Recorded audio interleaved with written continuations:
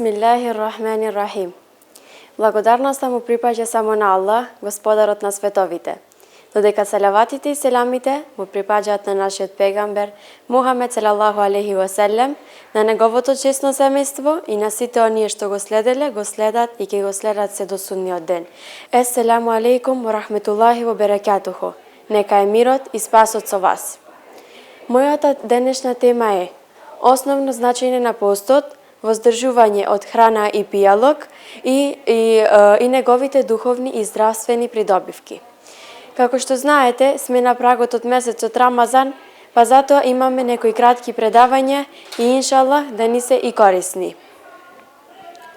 Постот е еден од најзначените ибадети во исламот.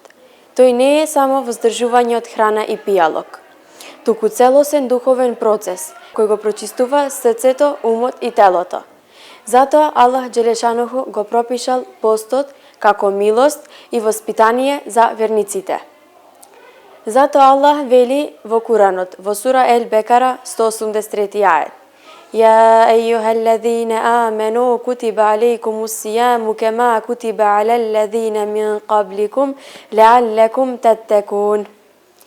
О верници, ви е пропишан постот како што им бил пропишан и на оние пред вас, за да бидете богобојазливи.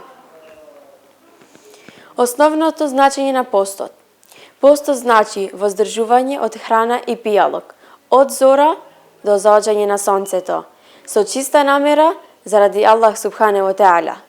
Но вистинскиот пост не е само телесен, туку пост на јазикот, пост на очите и пост на срцето. Рамазанот има многу духовни работи. Постот го зголемува иманот, ја чисти душата од гревови, го омекнува срцето и исто така ја зближува блискоста со Аллах. Пегамберот салаллаху алейхи ва селем рекол: постот е штит. Ова го бележи Бухари Муслим. Тој не штити од гревови и од огнот на џехеннемот. Здравствени придобивки на постот. Постот има многу здравствени користи.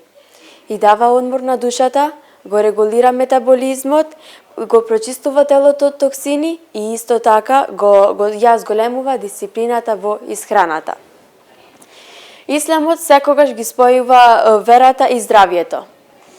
Постот како школа за карактер не учи да бидеме благи, да ги разбираме сиромашните, да се контролираме и да бидеме благодарни.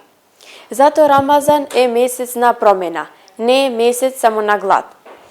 Како за крај, постот е дар од Аллах, кој пости искрено не добива награда, туку и нов почеток. Аллах вели во хадис кудси: постот е мој, јас го наградувам за него. Аллах нека ни го прими постот, нека ни ги прости гревовите и нека ни ги исчисти нашите срца.